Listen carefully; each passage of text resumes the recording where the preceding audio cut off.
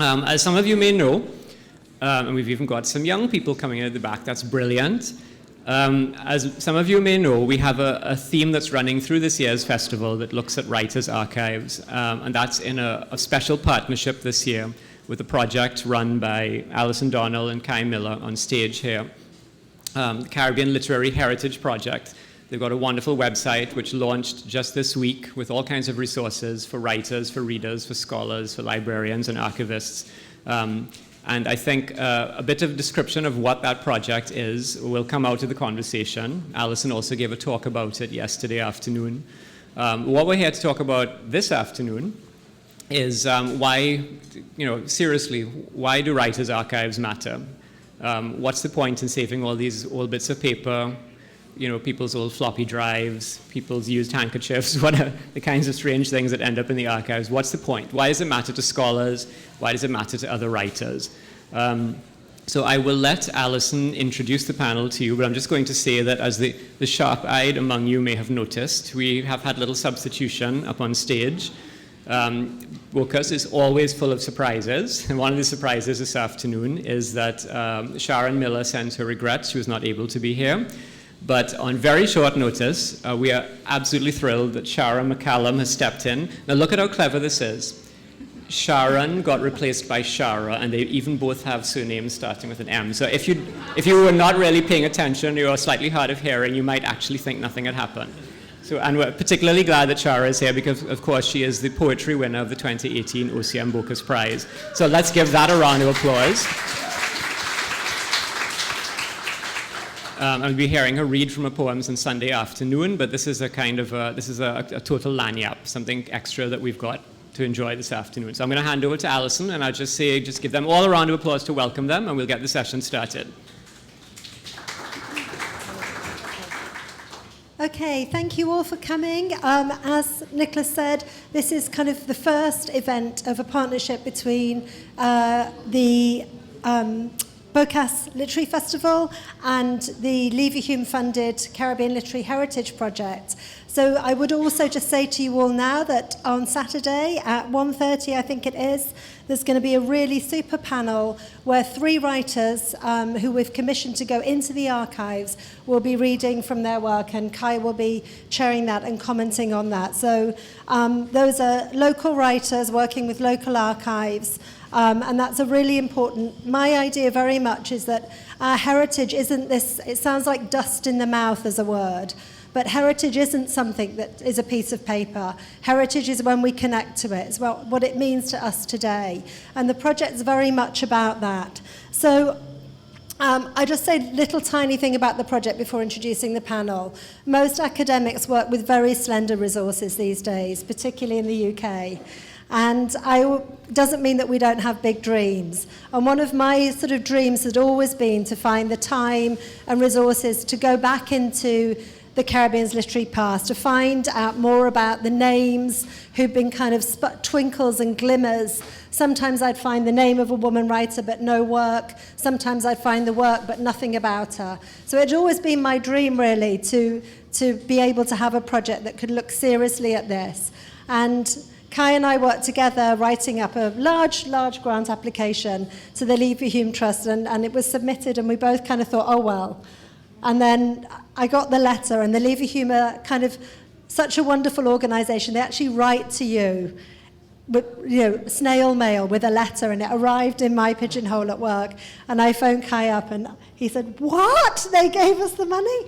And I think we're still kind of recovering a bit, but it does mean we've brought together a fabulous team, including 2 researchers at the front here, Jen McDermott and Zakia Mackenzie, who are going to be the PhD students really working intensively.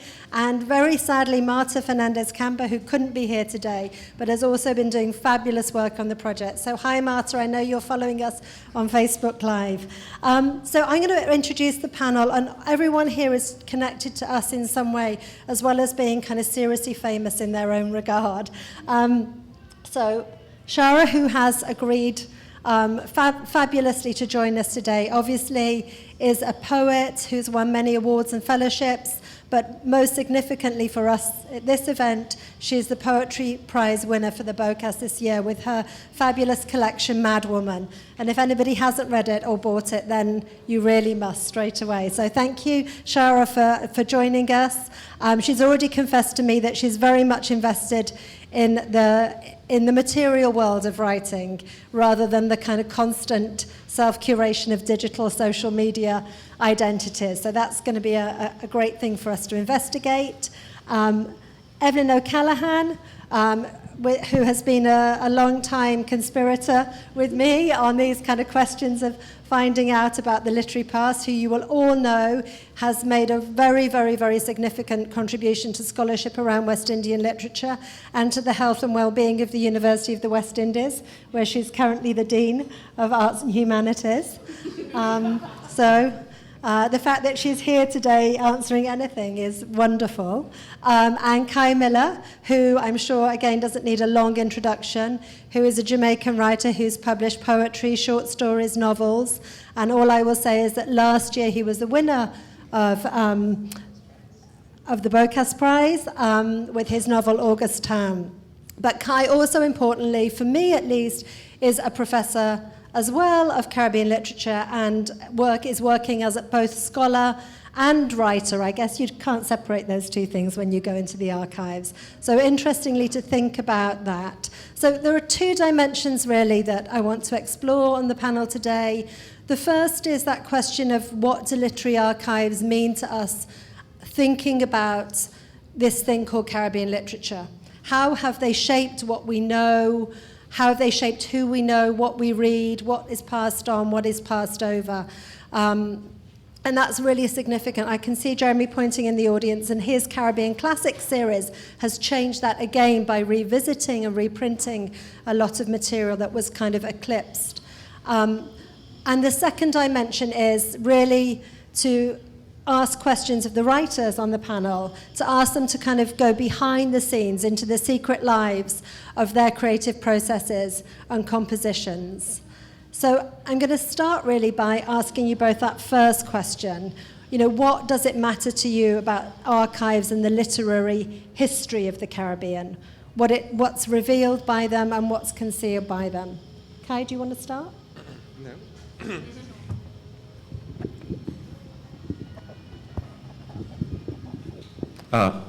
Yeah? So, sorry, say the question again. What does it, I mean, I know you've been working in the archives specifically recently, looking back at earlier writers. And how has that changed your idea of what Caribbean literature is? Well, I guess I can talk about my specific fascination with this archive and this project. And that has to do with my own family and stories that are often mythologized. My grandmother died last year. I start this way, just to tell you a weird story. My aunt says this myth, and it's a myth that's shared in the family, and my aunt puts herself in this myth. She says, when they came to the house to arrest my grandfather and collect all his papers, they hid some of his papers in her diaper. Now, this arrest happened in 1944. My aunt was born in 1945. So she's inserted herself in this myth without just kind of checking the story. But this is a famous story about a Jamaican writer. It's about Roger Mays, who wrote Brother Man, but the column that he wrote at the time was Now We Know, and it accused the British Empire of using the war as a way to continue to keep Caribbean people subjugated. My grandfather was a publisher of that article, and so he was arrested, Roger Mays was arrested. And so this is it's a big myth in my family about stories that were risky at the time, writers that were imprisoned, but I'm interested in all of these journalists. You know, to me, in the Caribbean in the 1940s back then, there weren't creative writing schools.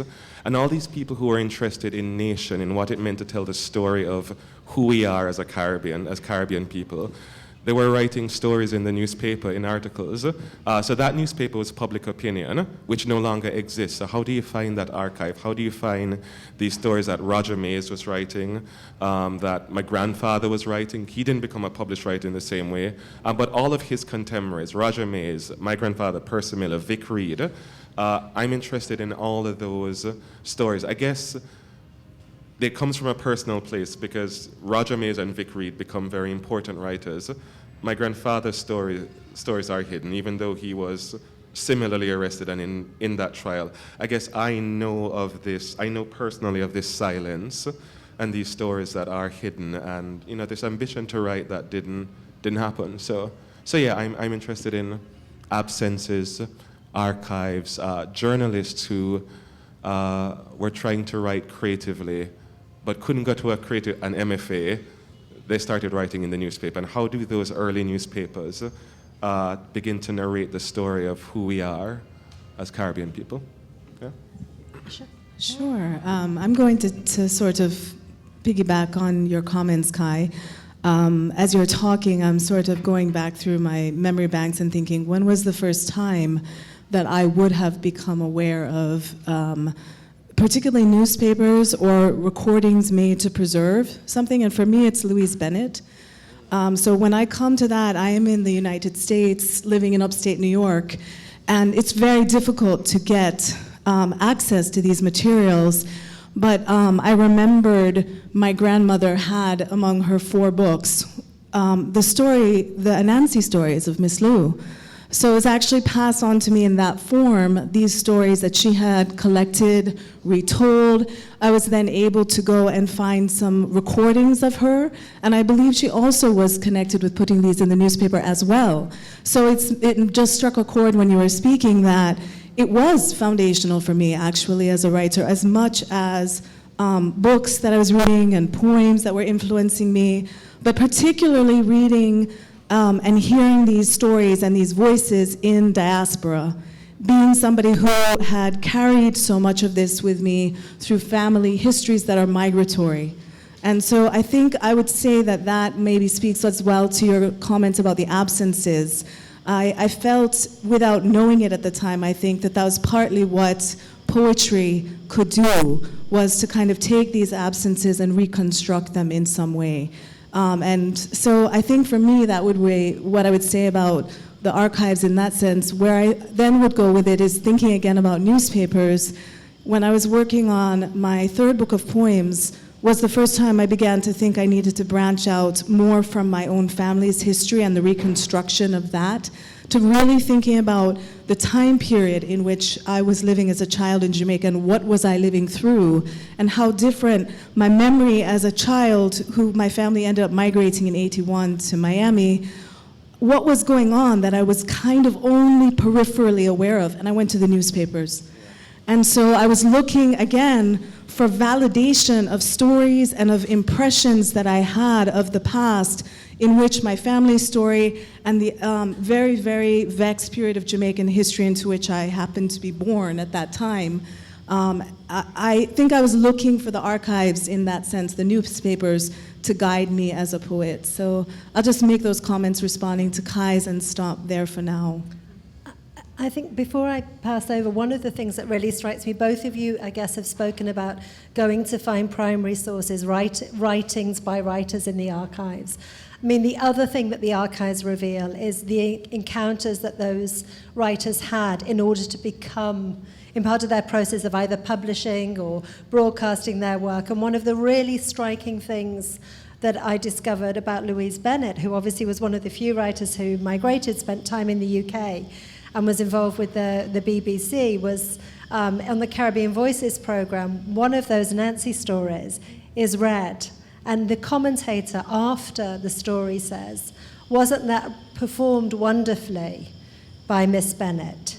And then he says, I won't say it was written by her, because this is a story that she's received from the past. And it was just a moment where I suddenly thought, as a woman, her authorship is kind of taken away from her, at the very time that there she is on this program, broadcasting.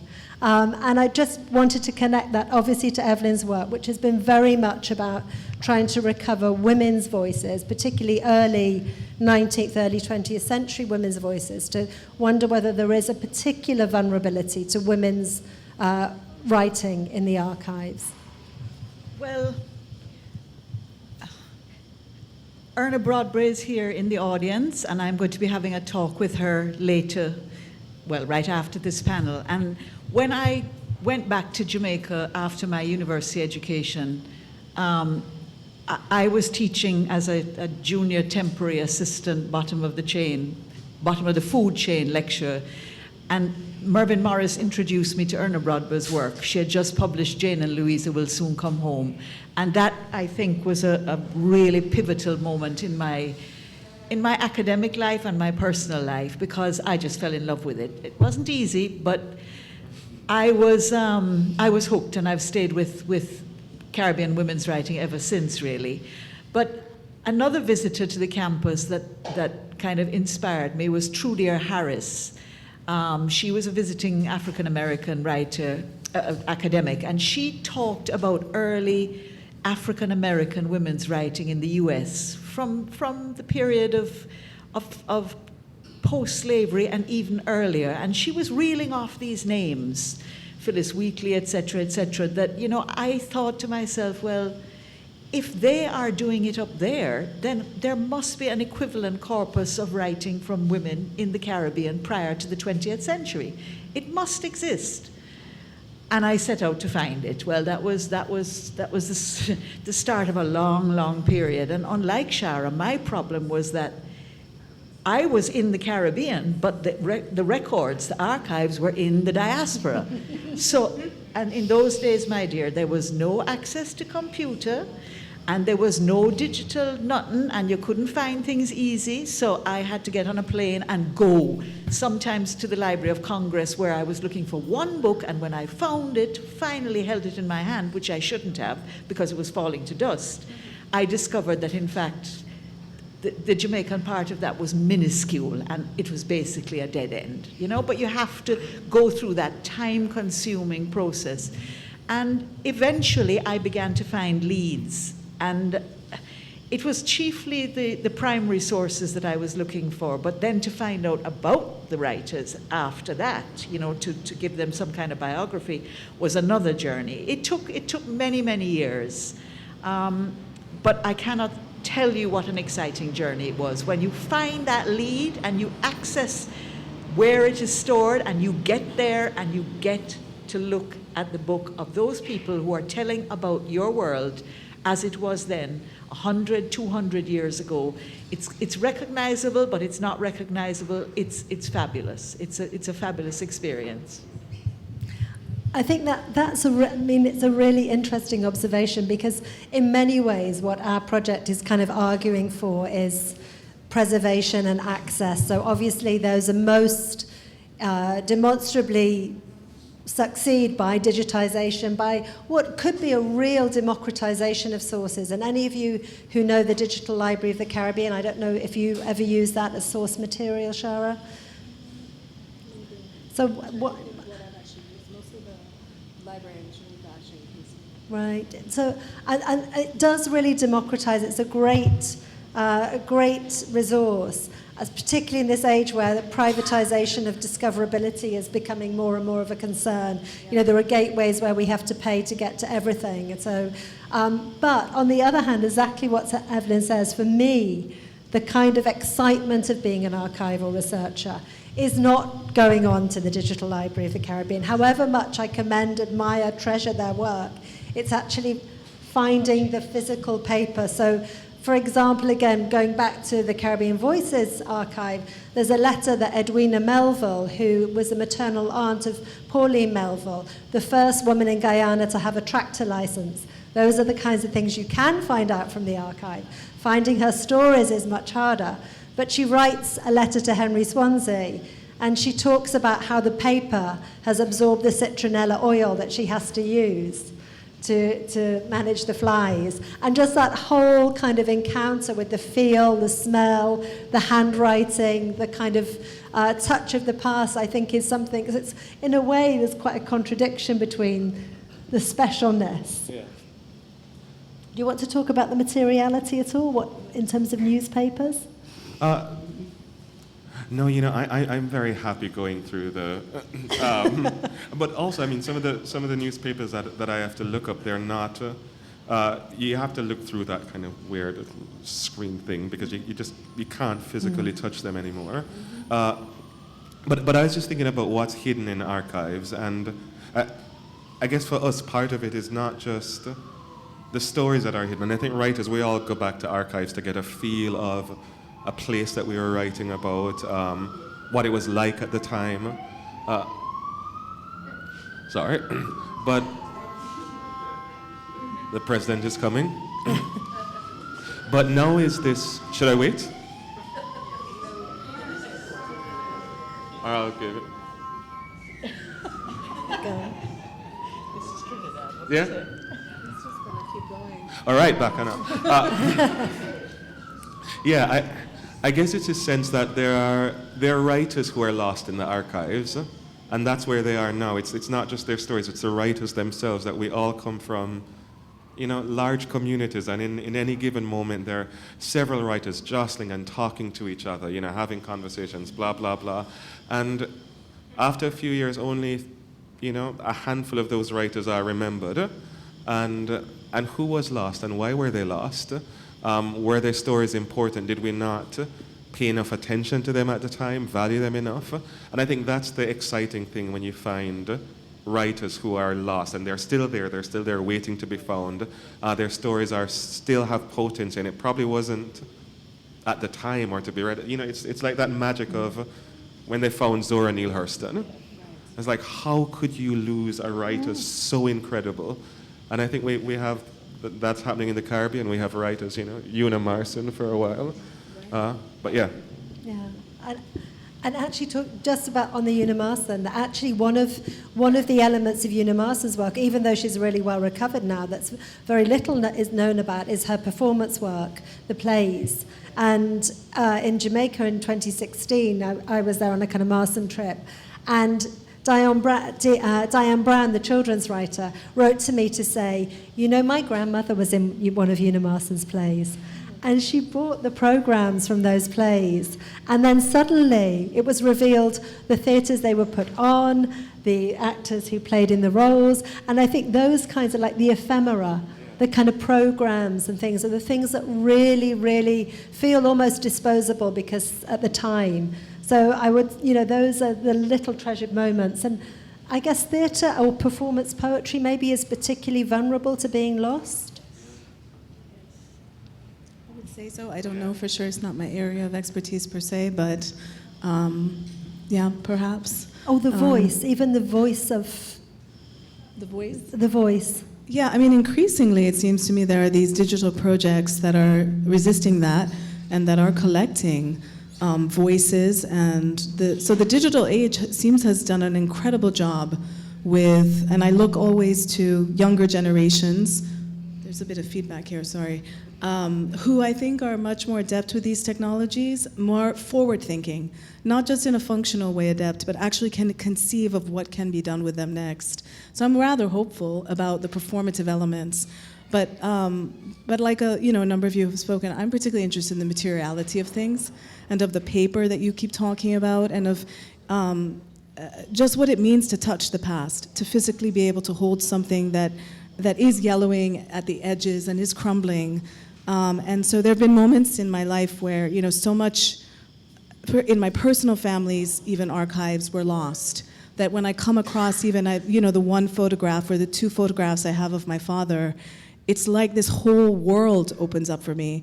And I would extend that to saying, when I find the materials that have nothing to do with my family story, but the stories of the peoples I'm from, I have that same moment of more, for me it's a moment of like, I can imagine this now. I can make this real. So I hear what you're saying though, Kai. Of course, if the alternative is not to have it, or to have it maybe ruined, as Evelyn was pointing out, better to have it in the digital space. But for me, nothing compares to holding a photograph, holding a piece of paper, in what it does for me. Yeah. And I guess a lot of us here kind of felt very, very keenly a couple of weeks ago when there was the fire at the St. Lucia Folk Resource Centre, and that material was lost. And one of the things that Robert Lee said was, we hadn't done the digitisation. There aren't any copies. And I mean, I guess the best case scenario is to have both the original, to have that emotional kind of connection, but also to have that digital copy. And that sort of sense of, I think though, we've also been very aware from encounters with Caribbean libraries that there's still a lot of archives at risk out there. I don't know, Evelyn, if you want to talk about your Frida Cassin moment. Yes, one of the writers that I came across was the first Antiguan woman writer, about 1895, I think. She published a book called With Silent Tread, and that is tread, not tread, if you know what I'm saying. And it's a fantastic, if somewhat melodramatic story of love and leprosy. I'm not kidding, seriously. And the way that she links that disease with what's been hidden in the Caribbean, the sick story basically of slavery and its legacy on a white Caribbean family. And she was also the editor of the first, well, certainly Antiguan, possibly the first Caribbean literary journal where stories were collected, mostly hers, and poems, in 6 issues of creative writing, and it was called Carib. And I was desperate to get a look at these 6 issues of Carib, and we finally tracked them down. And you have to go through a long process of writing to people, asking questions in the Antigua and Barbuda State Archives. But the Antigua and Barbuda State Archives were very reluctant to allow access to this remaining 6 issues bound into one because of its fragile nature. And I begged and I pleaded and I tried, and I wasn't going to be able to see them. So I said, well, can we get some funding to digitize it? Can we put it forward as a project to have it recorded? And after that, while they were considering that, because sometimes the trouble with archives is they're like a silo, they're protected. I mean, the people who take care of them know what treasures they hold, but sometimes they go to the extreme of trying to keep us away from those treasures, so it's kind of counterproductive. So there has to be some give and take. In any case, we then found out that the Antigua and Barbuda State Archives had lost part of its roof, and the rain was coming in. And these things were really, really at risk. Anyway, I think perhaps part of the fuss about the Frida Cassin work resulted in some work being done to repair the archives. And I've never seen that document, but thank goodness I was able to find the only digital copy, through the brilliant work of Laurie Taylor at the University of Florida at Gainesville. And she put me in touch with the holder of the only digital copy, and now it's on DLOC, the Digital Library of the Caribbean. So at last, by a very roundabout route, I can access those. The trouble is, what about all the other treasures in those archives? What about the one in Grenada? Maybe you should mention that. What about all of the things in the National Library of Jamaica? Are they're at risk. Never mind writers' papers. We'll get onto that later on. I mean, I guess my experience recently, at least, of being in the National Library of Jamaica has been there's a lot of cataloguing work going on. There's a lot of awareness they're going through. In fact, I had a really lovely one of those moments where a writer's life springs off the pages of their work, sitting with Winston Hudson, who was the former National Librarian, and looking through the Walter Adolphe Roberts notebooks, and he sort of kept diaries of things that he did in each day. And one day it said, go to opticians for new glasses, next line down, collect OBE. And it was just so beautiful, the kind of unremarkableness of the OBE, you know, and he put the optician first. So I had a real sense, but actually what Winston was saying as well is a lot of material that should be in one archive is actually in another. So there's an enormous exertion, I guess. And I think, you know, it's, you know, as Evelyn was saying, you have to be very, very patient to do this work because a lot of it is unyielding. You spend whole days and at the end of it think, But in Grenada, yeah, there is really quite a desperate situation where the library and archive have been closed since 2011, and the material is just kind of wrapped up in plastic bags. So there is, there's a lot of kind of, you know, gathering of support around that, but not really a plan for that. And I gather there's not even an act of Parliament there to have an official archive. And the material that was returned by the Americans around the invasion is now under threat itself. So there's, I mean, the precarity, I guess, of the past is something that raising awareness won't resolve. But hopefully, you know, it's at least that sense of being aware of what might happen, what might go. But let me just add that it's what Kai said. It's the fear that if we lose the material reality that's stored in those archives, we lose forever that writer. They're buried there. I mean, the Frida Kastin book I was talking about, With Silent Tread, I first became aware of it in an article in, now defunct, I think, Journal of Eastern Caribbean Studies, or I can't remember what it was, but it was by Bernadette Farquhar, and she had found a copy of this book, With Silent Tread, in a skip outside the Antigua Library. You know, I mean, what are the chances of her picking that book up, writing about it, and I then was able to do the work, to recover it, and edited it for reprinting by, I think it was Macmillan Caribbean Classics, a short-lived series. So she would have disappeared forever. And I think that perhaps, though, one of the values of the project will be also that those of us, though, who've done individual PhD projects, or, you know, over time we've kind of amassed our own little private archive, which may be copies, but if those documents have gone, that's as close as we've got to an original. And what we're really trying to do is to get scholars and authors to kind of register where those papers are, if they would let others have access. I mean, one of the kind of, you know, tiny silver linings to the St. Lucian disaster is that Robert Lee actually himself has a private archive, which has a lot of still those kind of resources in. And in many ways, private archives are inaccessible, but they're kind of safe in a different way. So I think, you know, if we can get people, there may be people here today who say, you know, there's that bag in my outhouse that was passed on by my grandfather, perhaps opening the diapers to see, you know, what's in there. There may be things, I mean, we're still missing the manuscript of Sam Selvon's A Brighter Sun.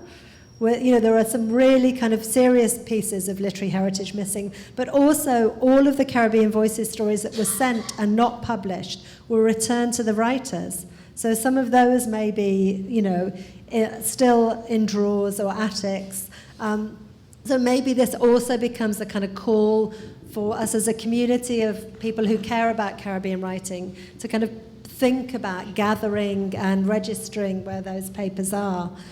I think, yeah, and I was just going to say that there's something about stories from the past that, again, it's about what we're ready to think about at that moment. And it often seems that, yeah, there's some stories that exist that they're too complicated to think of at the time. I'm thinking about my own PhD, and one of the archives I was looking at was one of our past prime ministers, Bustamante, and some of his early letters. Now, Bustamante is how he's told about in Jamaica today is the idiot. You have a story that you tell here in Trinidad. I think is it Lovelace who uses it in The Wine of Astonishment, but we use it in Jamaica as a story about Bustamante, the politician who goes to the people and says, "I am here to give you to put B-R-E-D on your table, and somebody says, you leave out the A, Buster, it says B-R-E-D-A. Or another completely apocryphal story in Jamaica is that Bustamante, I mean, obviously we know this is false, but Bustamante supposedly asked for his gun, which he always has, and his secretary says, your gun? And he says, yes, gun. G as in Jesus, U as in, what is it? U as in you, I mean, and worse, N as in knowledge. But however, when you go back into the archives and you read the letters that Bustamante wrote, which was how he introduced himself to a public, you find a man of amazing eloquence, amazing intelligence, and somehow the people who were writing the story of Jamaica at the time, which is the other party, the intelligentsia, it did not suit them to acknowledge Bustamante's intelligence, his wit. And so how do the archives counter stories of now, you know, again in Jamaica, talking about queerness in the Caribbean, now looking in the archives the other day, finding a story about the Toll Road rebellions in 18, was it? No, I think it's like 19, but I remember the date at some point. Bridget, you can 1850. And these, 18, okay. 18, the 1850s, the toll. And these were people who all dressed as women, men who dressed as women to riot. How do we tell the story of this trans rebellion about people, about this queer history that's happening in a weird way? We weren't ready to think about it in that way at the time, but when you think about rebellion in the Caribbean, you're not thinking about that. And so how do the archives reveal stories that we weren't willing to think about in that way at that time? I think that's fascinating. So that's a nice segue into me starting to ask you too, as writers, about your own archives in the making, and what it is, what secrets about you will be revealed in the future, and you know, and also but just on a much more practical level, what you're aware of as a writer. You know, what do you keep? What do you not keep? How do you keep it? What influences and shapes that decision making, if it is decision making? So, I think I just want to say something first about Kai's comments about what we're willing at the time to look at, because I think that history is the story we keep telling ourselves of who we are now in relation to the past. And so that makes sense to me, everything you've just said, and also underscores the way that archival work is never finished, because the generation that we are now will treat these materials very differently. We will look at it from a different vantage point. So that's just a comment to underscore your points. As far as my own archive, I would say that I have studiously kept every draft of every poem I've ever written. And I will say that when I began this process, this has nothing to do, I don't think I thought at all about this question of an archive. I did it because I revise obsessively, and because I wanted my own documentation of my work so that I could go back to earlier versions to decide whether or not this was the version I wished to see in the world. Jeremy will know that with The Face of Water, I put these new poems in, and then I proceeded to crazily revise them and then publish them again. So there's actually now book evidence, which I never meant to be, in the world, of this part of who I am as a writer, who wants to keep trying to get it closer to right. I don't know about right. So I would say that's my own personal motivation. The other kinds of work I have done, besides my own writing, that I think could really speak to the nature of archival work that we could participate in as a community, is that I was directing a poetry center for 14 years. And during that time, I have come across numerous poets and written introductions for those poets. I have corresponded with those poets. So I think if archival work becomes sort of this jigsaw puzzle that we all have a piece of that we need to get together to put together, then I might also be able to participate as somebody who curated a reading series, curated this kind of program for such a long time, and contribute that way as well. But I have not thought past that. I was just asked about 10 minutes before this. And so the whole notion is fascinating to me. I feel like I'm learning so much. But that's where I think, in terms of my own self, I could come in. I always thought as a writer that I had more obligation than just to my own poems, which always feel like, me being by myself, to reviewing books, to trying to create a space for people if I was ever privileged to be at certain tables to give fellowships or awards. But now I'm beginning to think this is the other way. To really think of the materials I might even be in possession of, so my own, bag of things, to share and find some vehicle for that to go into the world. So, yeah. And I think, what you just said then about being part of a community of writers is absolutely vital. I mean, so vital that I'm sure many of you have seen the documentary, the Imagine documentary with Marlon James, in which he says how he had actually deleted every copy of a novel, and it was only because he'd emailed it to a friend who hadn't herself deleted it that he recovered that. So actually the fact that as a writer, your archive isn't just what you own, it's what your publishers have, it's what you've sent to friends, and in many ways, I've been thinking about a writer like Kamal Brathwaite and thinking who's had many losses of his archive, whether we could crowdsource an alternative archive. So many people who've had kind of contacts and sharings to bring it back together. So all of those encounters are also part of that story, and often actually a kind of informal repository. So Kai, I know that since you've joined the project, you've probably thought more about this. I have, because I'm a strange fit on this project. I'm a fan of destroying drafts, early work. I want your impression of my work to be the final thing. I'm not a fan of preserving, of keeping. So that's, it's just true. In my mind, if I think about it, I think, how nosy? Why do you want to know what came before? Why do you want to know the imperfections? But out, it's. But I think as well, I become a victim, or victim is the wrong word, but a product perhaps of an age where we are being archived, where you're not trying to. So many of what you write is by emails. For instance, I have never ever written anything creative by hand. The creative process for me was absolutely fundamentally linked to the computer coming to the house. So the act of writing on the screen and seeing typed words, seeing something that looked like what a book looks like, is fundamental to how I became a writer. And so my archive is always there. It is on hard drives, it's on emails, there is nothing by hand to preserve, and I am a product of this generation where things are floating there on cyberspace. There are interactions, conversations that are out there, and I guess that gives us another kind of question about how do we think about archives in today, when interactions between writers are happening by email, by how do you begin to gather these things together and to preserve this is I mean. No. I was just going to ask, Kai, are we the same generation? Do I forget? Yeah, man. Yeah, man, right? Yeah. I don't know. Right? Okay, so I 39? sound like... Yeah. What? 39. 45. That's the same generation. That's the same generation. Yeah. All right. No, I just think it's so fascinating. The couple of times kind of I've ever been on a panel, I feel like it's so interesting because I would say I keep everything by hand to start. Wow.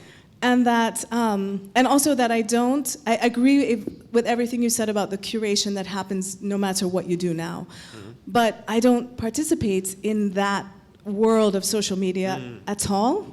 And so as a result, what I find fascinating is not only that I never know anything, but also there's that, like, my sister is pregnant, wow.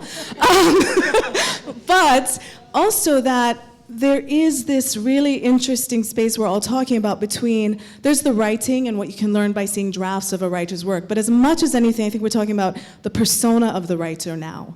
And we've always been fascinated by that. And now there are all these personae. They're all, that's true of all of us. I do think we ourselves that are sort of curated by all the people who know us. But it's even more intensified And so I just wanted to say that to your point. It's even as somebody who does not participate, I'm told by my students, oh, but we saw you on Twitter. And I was like, I'm on Twitter? Was I tweeting? What was I doing? Anyway, just yeah. I think, though, it's interesting, Kai, you said it's out there, but in a sense, I guess one of the things that I've become more and more aware of is the fragility of the digital.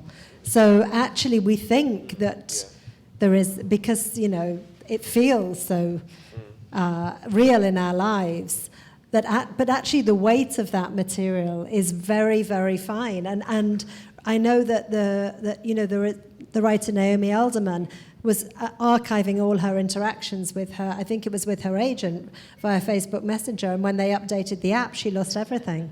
Yeah. And that was just gone. And so I think actually it's interesting that we think of. Yeah. And like something I feel guilty of, I have never cut out a newspaper article about me and kept it, never. I somehow have the faith that it's out there somewhere. And I imagine that every writer would just simply cut that out, have it in a folder. I've never done it. So. You wait for us to do it for you. 'Cause I've been cutting. Oh, good.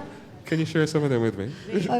Okay, I'm aware of kind of time and questions, but I did actually just want to kind of end by returning to Evelyn to say, actually, in the history of Caribbean literary archives, scholars have played a really, really important role. So I don't know how many of you here may know that, but the West Indiana collection, as it is at the UE in Trinidad, which is the most glitteringly wonderful collection, was actually founded by Kenneth Ranchan's efforts when he was a PhD student in Edinburgh.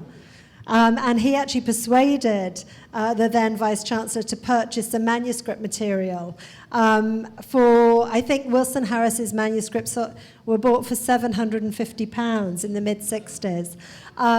So it's really interesting to think that actually the effort, the collaboration between scholars and writers has been really, really important to this field. And just really to kind of also Sushila Nasta, who's here, who has been involved in Sam Selvon's archive and whose kind of interviews in Wasafiri are a part of an alternative archive of writing as well. But just really for Evelyn to say, what do you think the future is in that collaboration between writers and scholars, particularly in this age? I was thinking, as Kai was talking about conversations that were too difficult to have then, it's a great idea. It's a great development now that I think we are confident enough about Caribbean literature that we are open to discovering its diversity. What was not dealt with, what missed the mainstream, the minority writers, the not even very good writers, but crucially important for some particular reason. And one of the, I'm not quite sure that this relates in any way to your question, Alison, but I was thinking about a paper that I put together a couple of years back at the Montego Bay Conference, the annual conference on West Indian literature, plug, which is being held at the University of Miami next October. The annual conference of West Indian literature is a crucial way of bringing together scholars and writers. Because we're poor, we don't have a lot of money, so we tend to bring the local writers, and I think that that's a very good thing. I mean, we did get Aisha and Hutchinson one year, but we rely really on the fact that Kai might just be in Jamaica when the conference is on. And what I did was to put together the first 10 years of this conference, the programs that came out of that, because that was a conversation about Caribbean writing. And this conference has been going on for some 36 years, nearly as old as I am. So that we were looking at, all right, take it easy. so that we were looking... the oldest person on the panel quickly. What were we talking about then? Which writers were we talking about then, back in 1983? Yeah. What were we talking about? When did theory become something important? It was a fascinating backward glance at the conversations we were having at the time and how they were shaped by the particular politics or theoretical developments or just the writers of the time in conversation with the scholarship. So I would like to see more of that have that recorded in some way. I think certainly, I mean, your archive and an archive of someone like Professor Kenneth Ramchand would be an absolutely crucial contribution to us understanding the development of Caribbean literature, I think. And also, I know we are both really keenly aware that some of our major writers, like Kamau Brathwaite, George Lamming, have not yet deposited their papers. And it's a real concern. So I think remaining advocates for that kind of forward legacy, the future of Caribbean heritage is really important. I'm going to open the floor now to any questions. Carolyn?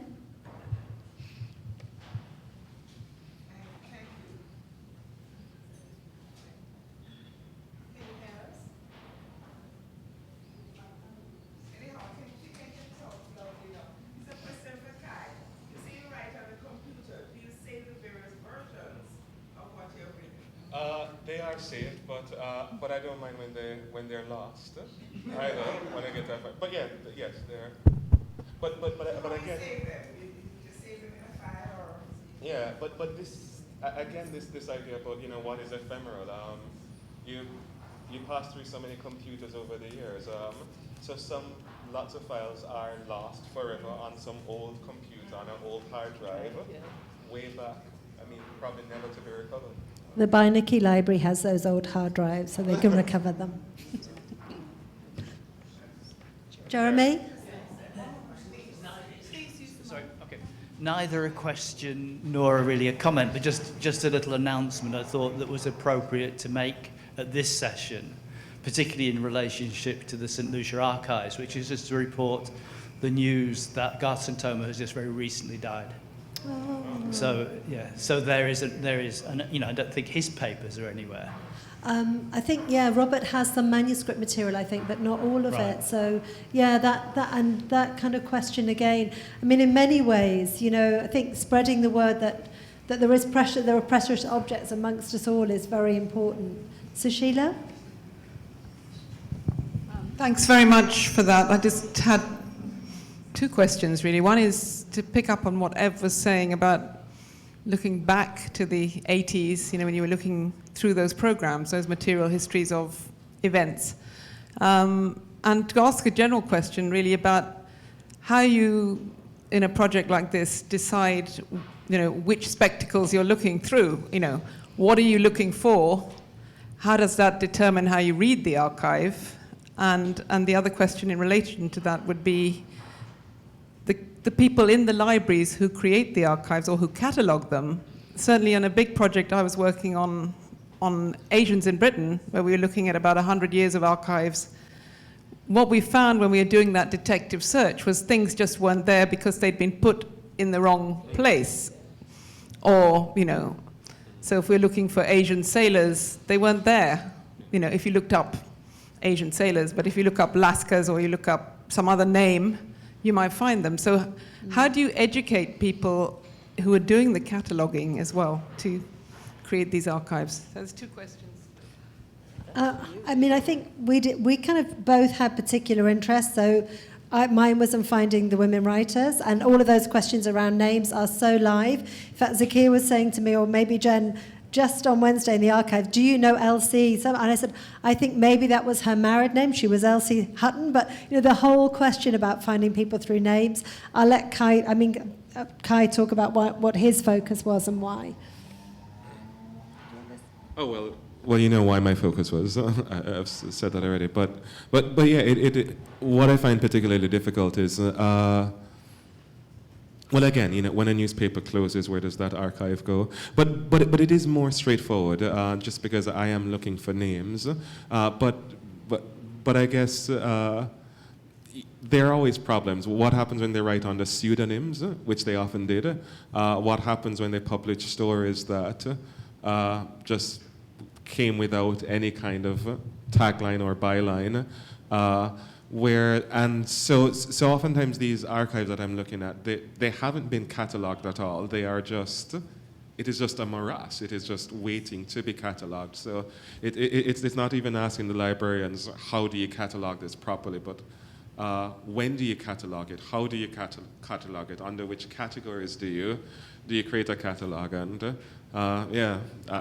I can only acknowledge the difficulty of the question that you pose, and yes, it's hard. And just to add something, Sheila, because it's a problem that I encountered, gender matters. Gender matters hugely, especially in the pre-20th century period. So you're trying to find, you found the book, you've read it, great, you have something, but you need to find out about the writer. The writer is invisible because she went under her own name. And the only way you're going to find her is if she uses her married name, because then you can find the husband in, say, the dictionary of national biography for the 1860 or whatever, 1920. You're not going to find her except as an addendum to her husband. So it's really, really difficult to find some of those leads, to follow those leads until you know the context of the period. And that's another difficult thing, as you're pointing out. I mean, one thing that I have done is actually just put adverts in national newspapers, just saying, does anybody know anything about? And then 3 or 4 names. And I actually have had some really good results from doing that. So that's something we're going to do much more systematically once we identify the names we're looking at. It's kind of heartbreaking identifying the names, especially when you get funding for a project and you think this is what I've always wanted to do. And then you realize already you have to start cutting back on what's possible. But hopefully, it will inspire other scholars to go and trace other names and just open up, because there's just so much that we don't know as yet. Never mind what we know, we don't know. Did I just say that? Sorry. Barbara has a question. Barbara. Oh, sorry. Yeah, Kelly. Oh. It's sort of a follow-up question, maybe the same question, but I didn't hear an answer that I wanted to hear.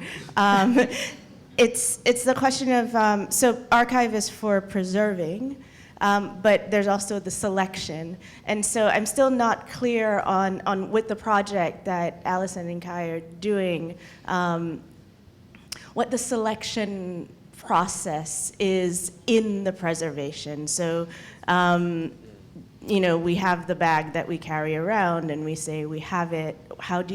What process are you using to decide that my bag is worthy of resources? Is there just 2 writers, 3 writers? I'm still not clear on what the selection process is. And then, stopping right there. No. I mean, I guess it's a big project. It's going to run for about 4 years, and it will have various kinds of outputs.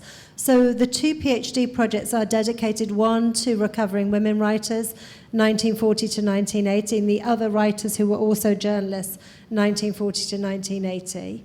But also at the same time, we've got a writer's questionnaire on the website, so we're trying to get the views of writers at the moment, what matters to them. Are they keeping their archive for money? Are they keeping it because they want it to be somewhere with the readers that matter? Is preservation the most important thing for them? So we're trying to engage writers to think about that, to be able to put them in touch with professionals to give advice. But we are not collecting any papers. We're not a repository. We're just trying to connect people.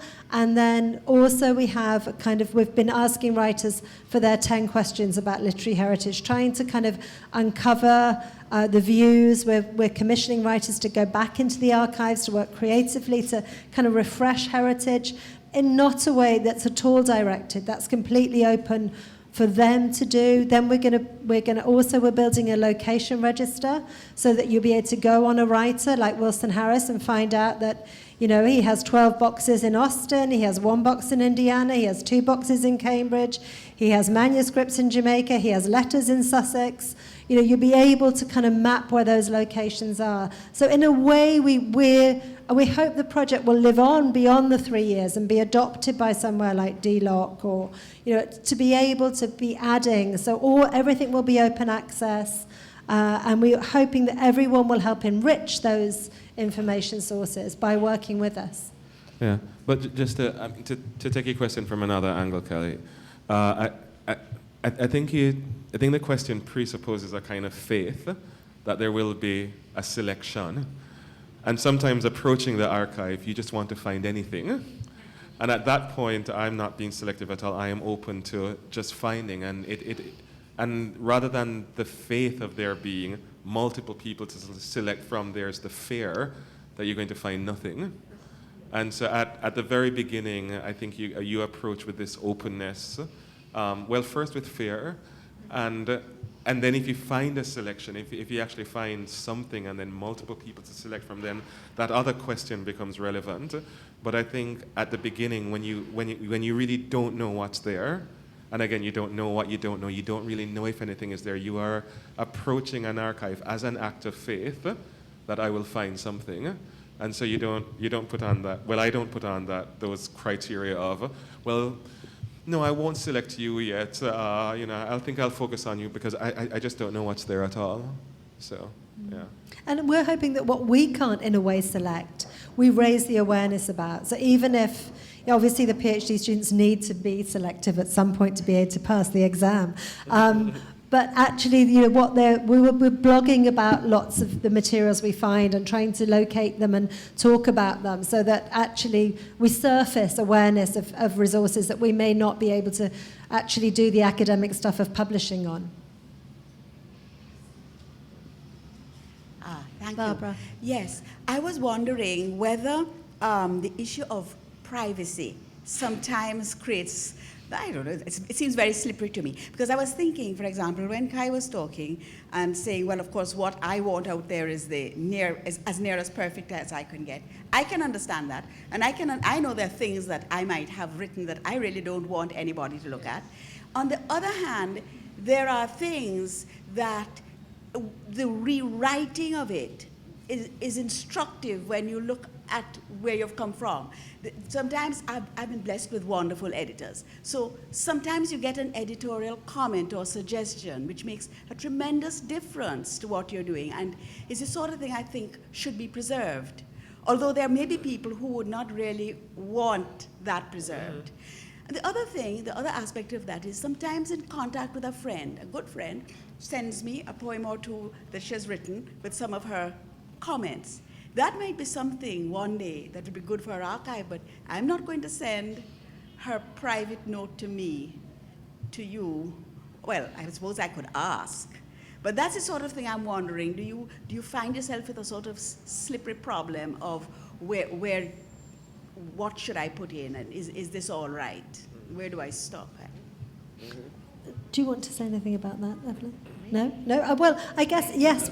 I think there are all kinds of questions. I mean, the privacy word was kind of, lighting up for me when Kai said, I do everything by email, because I know I've already asked him the question, do you have a separate email account for just your professional work? Because in a sense, in the future, if a writer says to an archive, hey, you can have my correspondence, and they'll say, no, thank you, because I can't touch the privacy issues, we'd have to go through 40 million emails or something to... This actually came up for me recently because I changed professional institutions.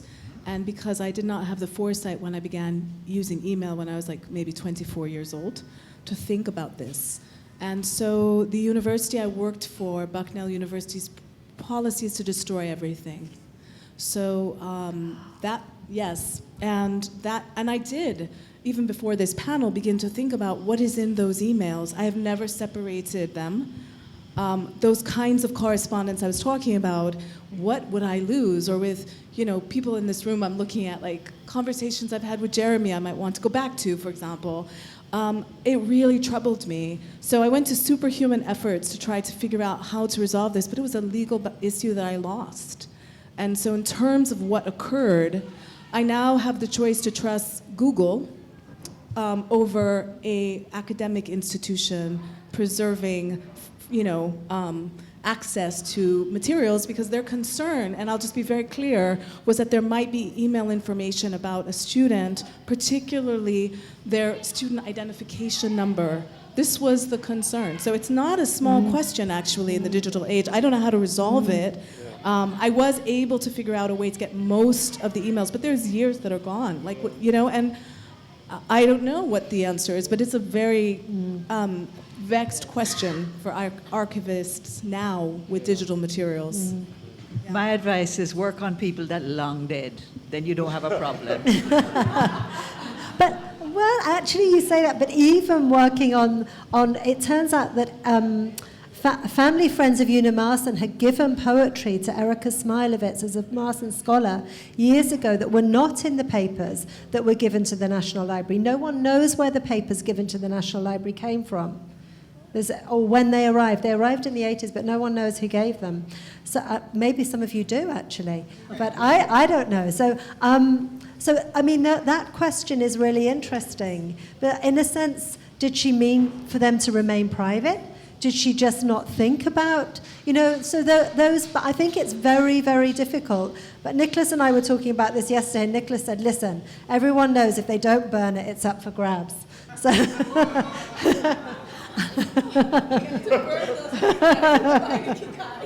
But actually, I probably just misquoted him. I take that back. I said it. But actually, basically, in a sense, so that sense in which, the only way you can really guarantee that it won't be discovered later is to destroy it. Because otherwise, those questions are very, very difficult. It's very tempting, when you discover something, not to disclose it or not to share it or whatever, unless you have a very, very fierce estate like the Sylvia Plath or the James Joyce or whatever. So maybe that's another thing for writers to think about literary executors, getting those wishes in place and making sure that you're very, very clear in terms of future-proofing. Anyone else?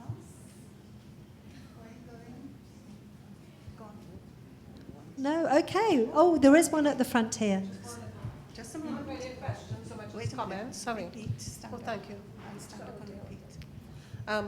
Well, I don't at all come from a literary background. Actually, I was an art teacher in Toko, which is in northeast Trinidad. And one of the things I wanted to say, first of all, is I was a great admirer of Jamaica Journal, as opposed to what happens in Trinidad, where we archive very little.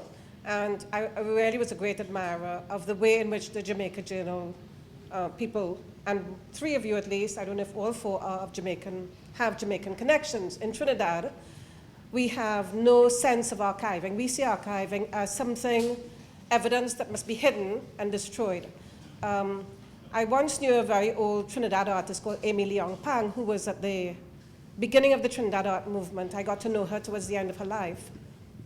And I hadn't visited her for a couple of months and then found out she had passed on. And when I went to her property, which is on Abercrombie Street, the house was burnt down. All her papers were burnt and were soaked and spread all over the ground. I collected burnt bits, which I kept. And this is the story of Trinidad archiving, where a lot of memory is suppressed, destroyed, etc. So you have your official, many of you are official archivists and scholars. I'm not a scholar.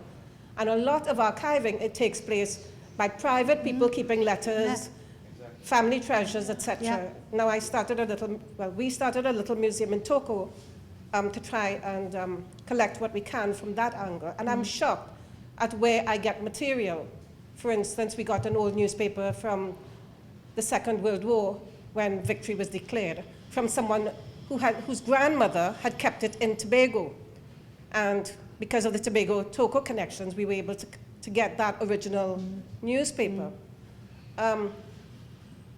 So, the whole question about, there's the official archiving process. We have a great person in Trinidad called Clemmy George. Clemmy's passed away. And Clemmy was someone from San Fernando who kept all the little tickets and programs, etc., of all the theater and cinema things that took place in Trinidad from the 30s on. So while I recognize what's done in universities and official archives, there's this unofficial archive of just private people who are holding on to things desperately. And it's terrifying, because we have limited lives. And a lot of what we are keeping, eventually, the other thing about the Caribbean is the environmental, the air, insects, heat, glues go, inks fade, papers, etc. And when you have a personal archive and you're trying to keep all of these things together, eventually the boxes fall apart and there's nowhere to keep things. And it's a huge tragedy in Trinidad. I mean, I'm really sad to know that there's not a Trinidadian on this panel. She Here, I'm sorry for the overrepresentation Oh, of sorry, you mean Jamaica. Shara? Sharon, yes, Sharon I was. just stepped in by Okay, because accident. Our national archives have been in a mess from day one, despite the fact that our original prime minister was a historian. Our actual archives, have been very selective about whose memory we preserve and whose memory we suppress. And that is, a political question as to who in the Caribbean we want to promote and whose memory we want to suppress. Yeah. Thank you. I think, that awareness that the archive is the official version and that the archive has tremendous power in its hold over not just what history it tells, but what history can be told, is one of the kind of informing impulses really for the project, to try and actually get people who have private archives to talk about them. Please send us blogs if you have those collections, because the heritage really is not in the official archive often. The heritage is how people connect, what they've personally saved, what it means to them, what it means to the people they share it with. That seems to me actually where our the living heritage lies, in those interactions and connections. Thank you for sharing that. But at the same time, I do think, and maybe this is something we can talk about outside of this room after this event, as widely as possible, that we do need public policy to actually put in place proper buildings, as you said, that can cope with the specific environmental challenges we face in terms of keeping that past. Every politician pays lip service to history. Our history, the history of Trinidad and Tobago. Put your money where your mouth is, preserve it. And I think we have to call on the state to do something as well as what we're trying to do. Yeah. Oh, Lord. But, all right.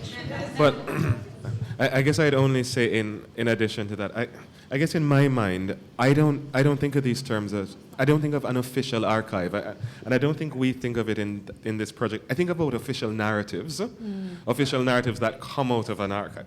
But when you're thinking about the archive is large, and it includes official sources and unofficial sources, and I think it's our job as people who are trying to access that archive not to look at just, but the archive in its entirety, and to use that archive to challenge official narratives that are often because a society or a government decided that this is a story worth telling, which is oftentimes bull or a part of the story. It's a brilliant point. Thank you.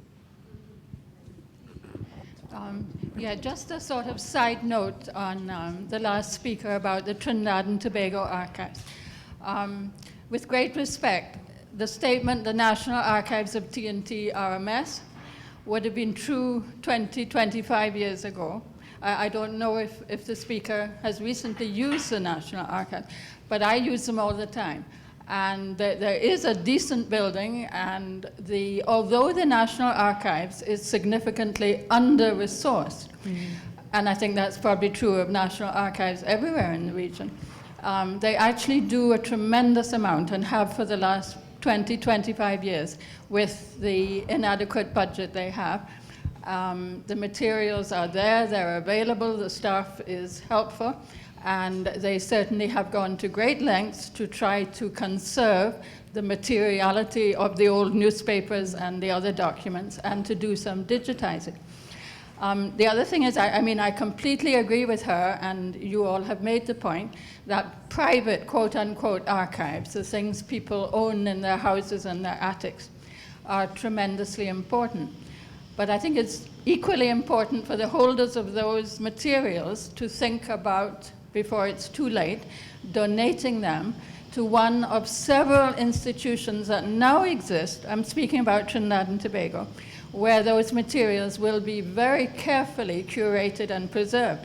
Again, 25 years ago, if I had had a box of precious materials, I would have hesitated to pass it on, but this is simply not true anymore. We are meeting in the National Library building. It is actually the best National Library building in the entire region, I believe.